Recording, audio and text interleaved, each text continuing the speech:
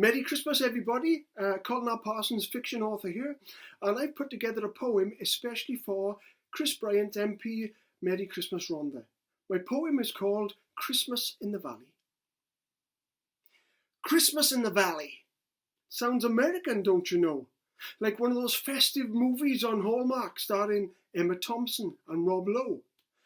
But it's not like that in Rhondda. We don't have shopping malls at all, or a Santa on every corner, or fake snow when you want it to fall.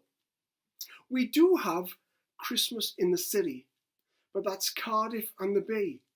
But we celebrate Christmas differently here. We have our own Valley's way. We have holly in our fish and chips, and Greggs provide the cakes. We have festive scenes on our custard slices and those sausage rolls that are fake. Christmas in the Rhondda is a very special place to be. We don't need all that razzmatazz, just great Welsh company. Merry Christmas.